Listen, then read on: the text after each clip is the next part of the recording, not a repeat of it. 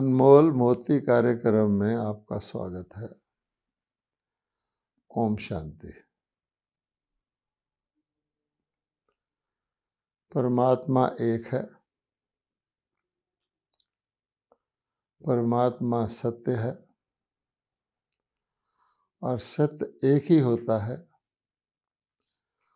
और वो सत्य परमात्मा के पास है, क्योंकि परमात्मा ही नई सृष्टि के रचयिता हैं। अगर हम इन बातों को ध्यान में रखते हैं तो आज जो हम अनेक प्रकार के हिंसा, अपराध आदि देखते हैं, उनसे हम छुटकारा पा सकते हैं। इसीलिए आप देखेंगे कि भगवान जब धरती पर अवतरित होते हैं तो वो क्या कहते हैं, सुनने में अजीब लगता है। भगवान कहते हैं सर्वधर्मान परित्यज्य, अर्थात सभी धर्मों को छोड़ दो। माम एकम शरणम व्रज, केवल मेरी ही शरण में आ जाओ तो मैं तुम्हें सर्व पापों से मुक्त कर दूंगा। ये भगवत गीता के अंत में भगवान ने सभी आत्माओं को समझाया है। अब व्यक्ति सोचता है सर्वधर्मान परित्यज, सभी धर्मों को छोड़ दो का अर्थ क्या है? क्या ये किसी एक व्यक्ति के लिए अप्लाई करता है? क्योंकि एक व्यक्ति का आज की दुनिया की परिभाषा में तो एक ही धर्म होता है। कोई हिंदू है तो उसका धर्म हिंदू है, कोई मुस्लिम है उसका धर्म मुस्लिम है। परंतु भगवान तो कह रहे हैं सर्वधर्मान परित्यज, सभी धर्मों को छोड़ दो। तो इससे क्या भाव अर्थ निकलता है? तो अगर हमें सत्य को जानना है, सत्य के मार्ग पर चलना है, तो हमें इस बात का सीधा सीधा ध्यान रखना पड़ेगा। इस बात पर हमें फोकस करना पड़ेगा कि सत्य कितने होते हैं और सत्य किसके पास हो सकता है और वो कितने होंगे।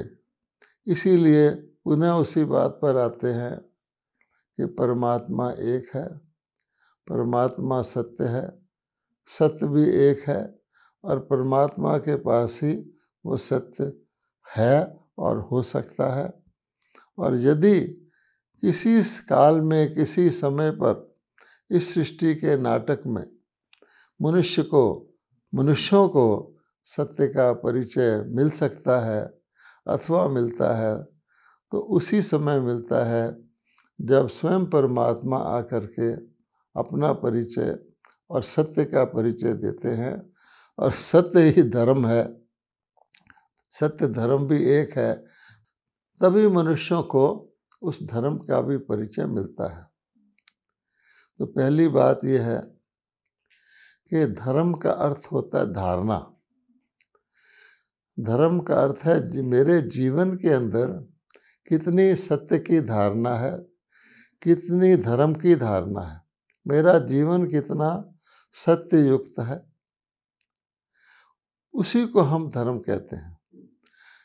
अगर सत्य एक है तो धर्म भी एक होगा और एक का तो नाम रखने की भी आवश्यकता नहीं होती। जब अनेक धर्म हो जाएं तो उसको क्या कहा जाएगा कि अनेक धर्म सत्य हो सकते हैं। पहली बात तो कई लोग ये समझते हैं कि जब भगवान कह रहे हैं सर्वधर्मान परित्यज, तो उनको थोड़ा संशय होता है, सारे ही धर्म क्या असत्य हैं? स्वयं भगवान हमें कह रहे हैं सब धर्मों को त्याग दो।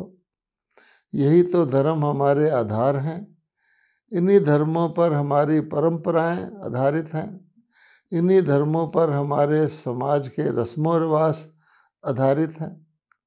तो आप एक साधारण सा उदाहरण लेकर ये समझे कि इसका अर्थ क्या है। अगर किसी समाज में हॉस्पिटल बढ़ रहे हों, जितने हॉस्पिटल हैं उससे ज़्यादा अस्पताल खोले जा रहे हों और बढ़िया से बढ़िया अस्पताल खोले जा रहे हों और उन अस्पतालों में अनेक प्रकार के स्पेशलिटीज़ हों और लगभग हर इंद्री के अलग अलग इलाज के स्पेशलिस्ट हों उनके अंदर, और ना केवल इतना ही बल्कि बड़े बड़े अस्पताल, फिर छोटे छोटे अस्पताल, यहाँ तक के मोबाइल डिस्पेंसरियाँ यानी मोटर के ऊपर डिस्पेंसरियाँ खोली जाएं ताकि औषधि जो है वो जन जन तक गांव-गांव में पहुंच सके। पेशेंट अगर मरीज़ नहीं आ सकता अस्पताल तक तो अस्पताल मरीज़ तक चला जाए, तो देखने में क्या आएगा?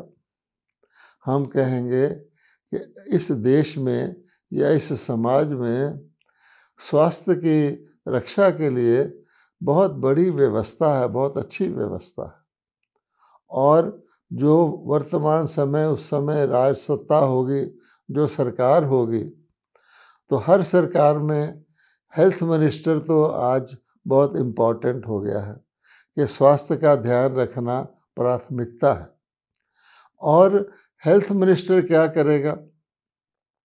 हेल्थ मिनिस्टर ये सोचेगा कि मैं कुछ ऐसा करूं कि और अधिक अस्पताल खुलें और अधिक प्रकार की दवाइयां लोगों को मुहैया हों और इस फील्ड में, चिकित्सा के क्षेत्र में अनुसंधान हो और उपचार की विधियां निकाली जाएं विदेशों से भी।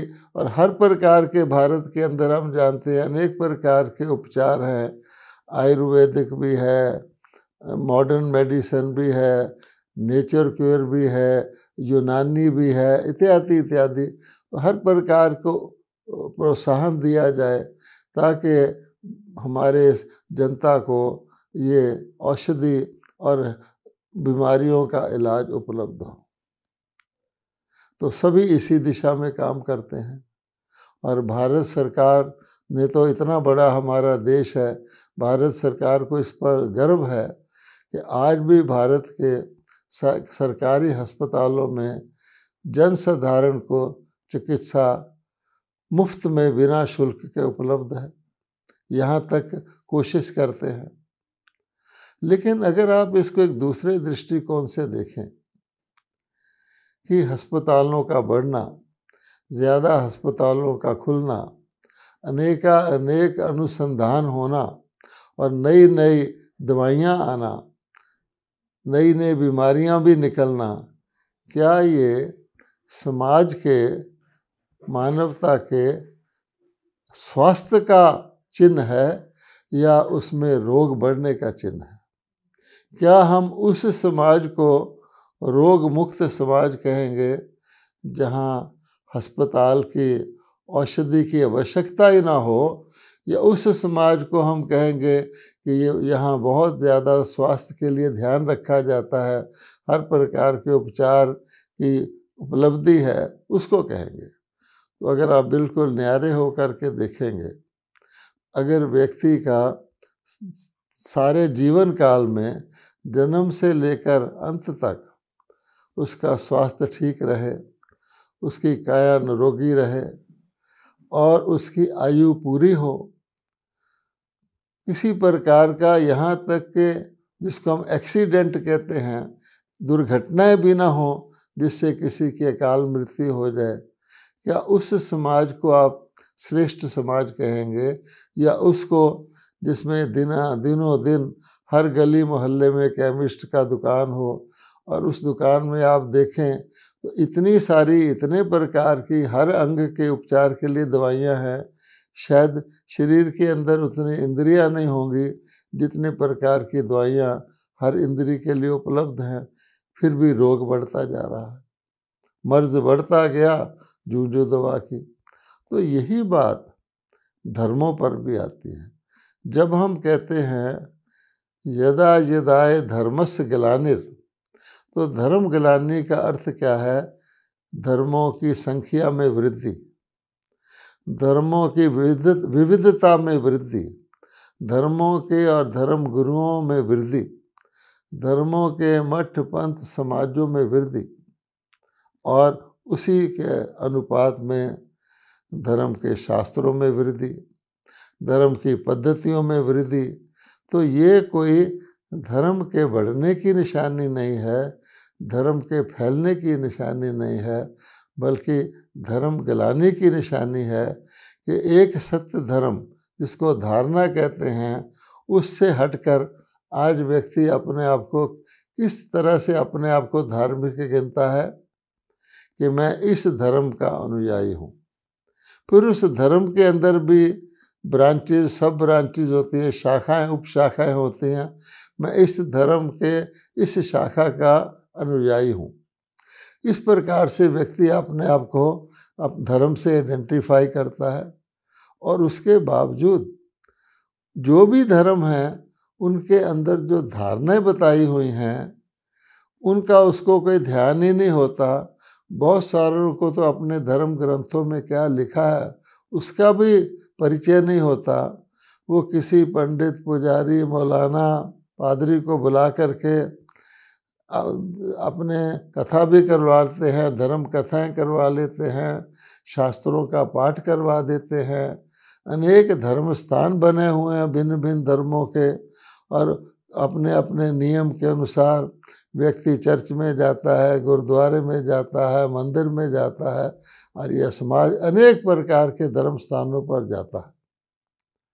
लेकिन शायद ही उसको ये पता रहता हो कि सारे धर्म आखिरकार एक ही बात की धारणा सिखाते हैं, शांति से रहो, प्रेम प्यार से रहो, आपस में लड़ो झगड़ो नहीं, अपना चाल चलन ठीक रखो, अपना खान पान शुद्ध रखो। इन नियमों का तरफ तो कोई ध्यान ही नहीं देता, और केवल जो कुछ वो उनकी मान्यताएं हैं, तो अगर कोई व्यक्ति किसी भी धर्म जिसका नाम धर्म के नाम से लिया जाता है उसकी किसी मान्यताओं के बारे में कुछ चिंतन करके कुछ अपने विचार रखता है तो उसको धर्म विरोधी गिना जाता है। यदि वो किसी दूसरे धर्म का है उसको तो बिल्कुल दुश्मन गिना जाता है, और हिंसा पर उस धर्म के अनुयायी उतर आते हैं, और जो धर्म सिखाता है उसके बिल्कुल उल्टा करके लड़ाई झगड़ा, हिंसा, मारा मारी, आग लगाना आदि जितने भी अधर्म के कार्य हैं वो कर डालते हैं। कई बार खून भी कर देते हैं, मार भी डालते हैं, और उसको वो बहुत अच्छा अपना धार्मिक कर्तव्य गिनते हैं कि हमने अपने धर्म की रक्षा के लिए ये सब किया है।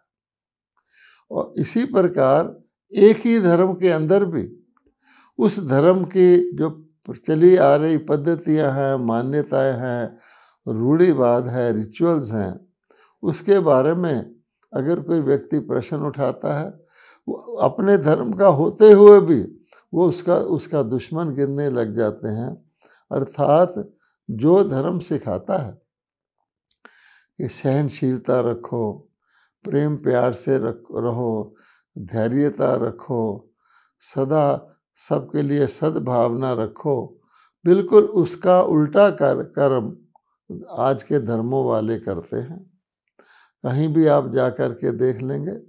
इसलिए भगवान ने कहा है कि नाम के ये धर्म हैं, नामधारी धर्म वाले के फॉलोअर हैं, इनकी गिनती अनेका अनेक है, लेकिन किसी भी धर्म को ले लें, उसके जो असूल हैं, जो उसके मौलिक उसकी जो शिक्षाएं और धारणाएं हैं, उस पर वो लोग नहीं चल रहे, और इसके परिणाम स्वरूप आज लोग बहुत एक व्यंग से कहते हैं, बहुत सारे लोग जो धर्मों को छोड़ते जा रहे हैं, धार्मिक परंपराओं से अपने आप को दूर करते जा रहे हैं, वो ये कहते हैं कि धर्म के नाम पर जितनी भी लड़ाइयाँ हुई हैं आज या हो रही हैं या होने की संभावना है, उतनी और किसी कारण से नहीं हुई।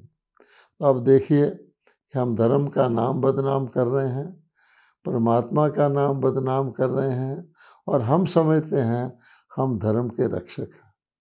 तो इस कारण से जो दुख, अशांति, कलह, क्लेश, चिंता, भय उत्पन्न होता है, जब वो अति को प्राप्त कर जाता है, जिसको कहा जाता है जब अति धर्म ग्लानि हो जाती है, धर्म बढ़ते जाते हैं लेकिन धारणाएं घटती जाती हैं, और जो धर्म नहीं है वो अधर्म है, जिसको हम पाप कहते हैं, तो पाप का घड़ा बढ़ता जाता है। उस समय भगवान फिर कहते हैं कि सर्वधर्मान परित्यज, इन सब देह के ऊपर आधारित धर्मों को छोड़ करके, नामधारी अपने आप को धर्म का गिनने को छोड़ करके मेरी शरण में आ जाओ, अर्थात मैं जो एक हूँ, मैं जो सत्य हूँ, मैं जो सच्ची असली धारणाएं सिखाता हूँ, उसमें आ जाओ, तो मैं तुम्हें निश्चित ही सब पापों से, अर्थात सब अयथार्थ कर्मों से, सब अयथार्थ बोल से, सब अयथार्थ संकल्पों से, संबंध और संपर्क से मैं तुम्हें मुक्त कर दूंगा, अर्थात तुम्हें सब पापों से मुक्त कर दूंगा। और जो तुम धार्मिक होते हुए भी, अपने आप को धार्मिक कहलाते हुए भी, और धर्म आपकी परंपराओं को पालन करते हुए भी तुम अपने आप को दुखी महसूस कर रहे हो, तुम मनोविकारों से मुक्त नहीं हो रहे हो, धर्म के नाम पर कुछ अंधश्रद्धा के काम कर रहे हो जो अधर्म की श्रेणी में जाते हैं, एक दूसरे से नफरत, घृणा पैदा कर रहे हो, जबकि धर्म का काम है स्नेह पैदा करना, एकता लाना, उससे मैं तुम्हें मुक्त कर दूंगा। तो इसलिए इस बात पर हमें विचार करना है कि हम कैसे अपने आप को एक परमात्मा की शरण में लाएं, एक परमात्मा को ही सत्य समझें और एक परमात्मा के बताए हुए सत्य पर चलें। तो ब्रह्मा कुमारीज भी हम जानते हैं पिछले 80 वर्ष से ज़्यादा भी इसी क्षेत्र में काम कर रही हैं। तो ब्रह्मा कुमारीज को लोग पूछते हैं आपका कौन सा धर्म है, आप किस धर्म की संस्थाएं हैं, और अलग अलग प्रकार के तथाकथित धर्मों वाले ब्रह्मा कुमारीज को अलग अलग नज़रिए से देखते हैं, और कई बार तो वो जिसको कहा जाता है सिंबॉलिकली चिन्हों के आधार पर और शारीरिक धर्मों के आधार पर ब्रह्मा कुमारी को अपोज करने लग जाते हैं। ब्रह्मा कुमारी को लक्ष्य को नहीं समझते।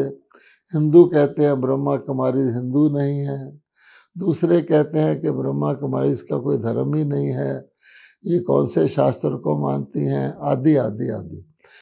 ब्रह्मा कुमारीज में तो मुसलमान भी होते हैं, क्रिश्चियन भी इसके मेंबर हैं, बुद्धिस्ट भी इसके मेंबर हैं, हिंदू भी इसके मेंबर हैं।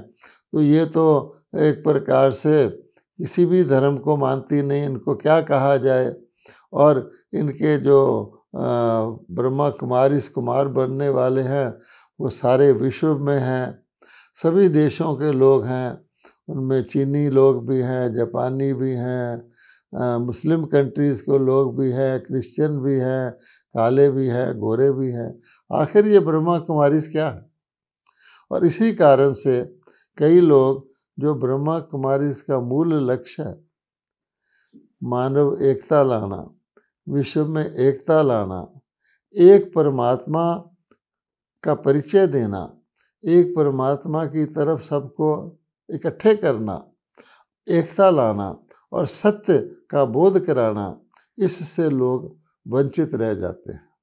इसलिए ब्रह्मा कुमारीज कहते हैं तो मूलभूत तौर पर कोई ये समझ ले कि परमात्मा एक है, सत्य एक है, वास्तव में धारणा सबके लिए एक है, सारी मानवता के लिए, और सारी मानवता एक प्रकार से परमात्मा की संतान होने के नाते से, परमात्मा सबका मालिक होने के नाते से आपस में सारी मानवता भी एक है और उनका हित भी एक ही प्रकार का है, उनका जीवन का लक्ष्य भी एक ही प्रकार का है कि सुख और शांति की प्राप्ति, दुख और शांति से दूर रहना।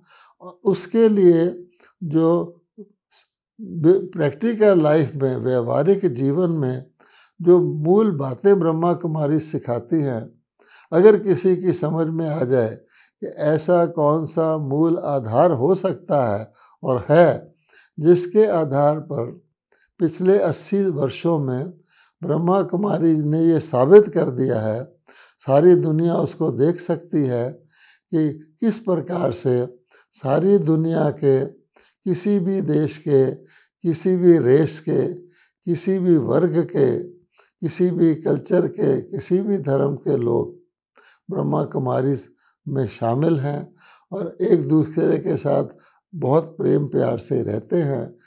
कि केवल विश्व बंधुत्व की बात करना, विश्व शांति की बात करना, मानव एकता की बात करना, जीवन में प्रेम प्यार की बात करना, केवल बातें करते रहना और उसके लिए अनेक प्रकार के अपने अपने पॉइंट्स ऑफ व्यू, अनेक प्रकार की अपने अपने पद्धतियाँ बताना, क्या उसको हम सफल प्रयास कहेंगे? या बहुत हट करके, बहुत कठिनाइयाँ करके कोई घर बार छोड़ करके ब्रह्मचर्य का पालन कर रहा है, कोई दुनिया का संन्यास कर रहा है, कोई कई प्रकार के कार्य कर रहा है, कोई भजन कीर्तन में लगा हुआ है, अपने पारिवारिक जीवन से अलग हो करके ये अनेक प्रकार के लोग साधनाएं कर रहे हैं, जबकि भगवान खुद कह रहा है परित्राणाय साधु नाम। इन अनेक प्रकार के बेचारे कष्ट उठाने वाले, साधना करने वाले, त्याग करने वाले विरागियों का को भी सही मार्ग मैं दिखाता हूँ, परित्राणाय साधु नाम। तो वो जीवन में रहते हुए, परिवार में रहते हुए, इसी दुनिया में रहते हुए भी श्रेष्ठ धारणाओं का पालन जो ब्रह्मा कुमारी करती हैं और सारी मानवता को एक सूत्र में बांधती है, जिसको ब्रह्मा कुमारी ने परमात्मा की शिक्षा के अनुसार सबके अंदर एक कॉमन फैक्टर जो कहा जाता है, एक चीज़ जो सब मनुष्य आत्माओं में कॉमन है, वो है आत्मा। कि हम सब आत्मिक रूप से एक हैं, आत्मिक रूप से ही हम परमात्मा की संतान हैं। रूह कहो, सोल कहो, आत्मा कहो, उस रूप से हम सब समाना, बिल्कुल समान हैं, क्योंकि हमारे सब का रूहों का पिता सुप्रीम सोल परमात्मा रूहानी रूह है। इस बेस को लेकर हम विश्व एकता से शुरू करते हैं और फिर गुणों की समानता, शक्तियों की समानता, ज्ञान की समानता को लाते हैं।